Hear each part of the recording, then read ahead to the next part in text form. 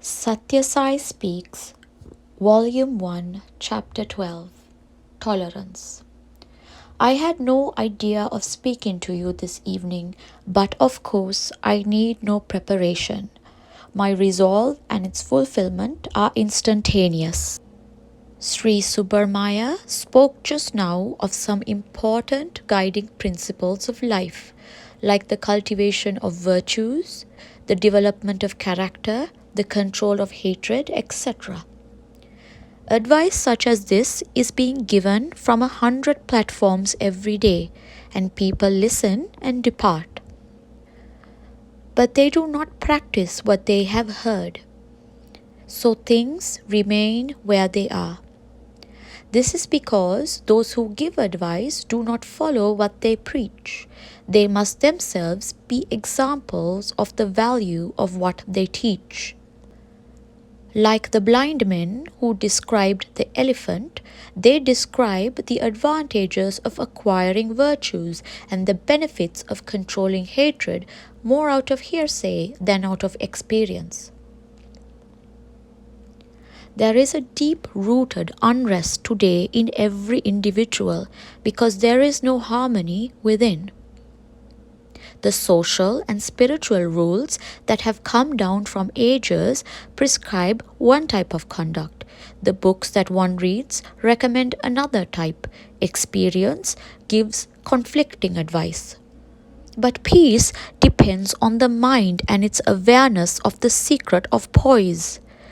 The body is the caravanserai, the individual soul is the pilgrim, and the mind is the watchman.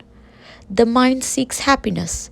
It feels that happiness can be got in this world from fame, riches, land, and property, from other individuals or relatives. Further, it builds up pictures of heaven where there is more intense happiness for a longer time. At last it discovers that eternal undiminished happiness can be got only by dwelling on the reality of one's own self, which is bliss itself. Yielding to despair worsens the problem. The life principle is like the grain covered up in the husk of delusion, Maya.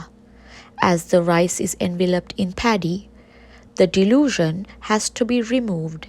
The life principle has to be boiled and made soft and assimilated so that it might add to health and strength.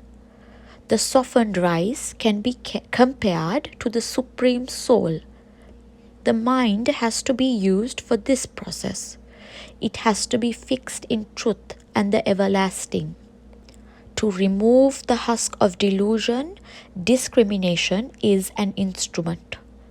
Develop the power of discrimination and find out which is permanent and which is not, which is beneficial and which is not. Even in selecting a guru, use your discrimination. Not all clouds are rain-bearing. A real teacher will be able to attract seekers from afar merely by his personality. He need not be talked about in glowing terms. His presence will be felt, and aspirants will hurry towards him like bees towards a lotus in full bloom. Seek the light always. Be full of confidence and zest. Do not yield to despair, for it can never produce results. It only worsens the problem, for it darkens the intellect and plunges you in doubt. You must take up the path of spiritual practice very enthusiastically. Half-hearted, halting steps will not yield foot. It is like cleaning a slushy area by a stream of water. If the current of the stream is slow, the slush cannot be cleared. The stream must flow full and fast, driving everything before it so that the slush might be scored clean. Liberation can be achieved by subtle means. I shall talk to you of these first steps only, for they are the most important for spiritual aspirants, and you are all or are bound to be spiritual aspirants.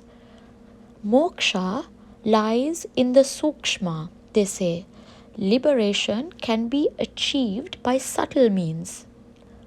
Treat the others in the same way as you would like them to treat you. Never brood over the past. When grief overpowers you, do not recollect similar incidents in your past experience and add to the sum of your grief.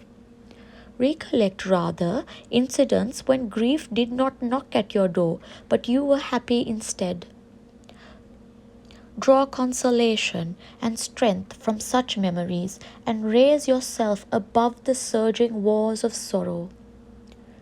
Women are called weak because they yield to anger and sorrow much more easily than men, so I would ask them to take extra pains to overcome these too.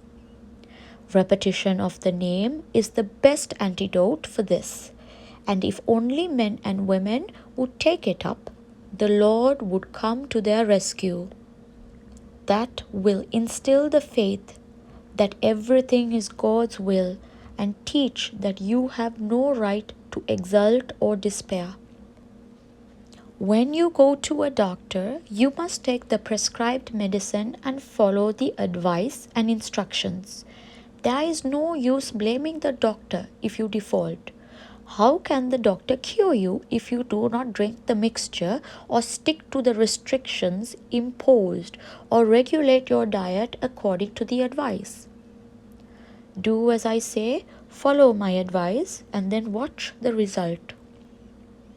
It is a sign of foolishness to brood over mishaps and mistakes once committed and punish oneself for them by refusing to take food.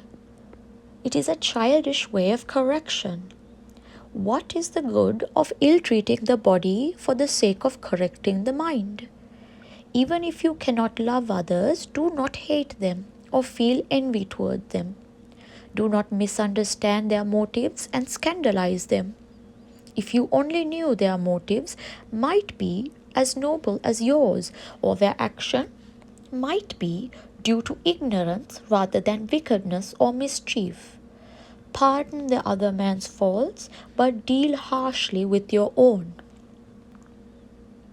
The holy culture of this ancient land has been spoilt by just one impurity: intolerance of another's success, prosperity, or progress.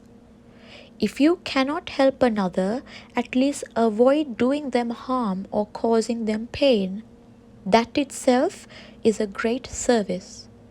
What right have you to find fault with another or to talk evil of him? When you say that nothing can ever happen on earth without his will, why get annoyed or angry? Your duty is to cleanse yourself and engage in your own inner purification. That endeavor will bring you the cooperation of all good men, and you will find the strength and joy welling up within you. Venkatagiri, 1958, August 2nd.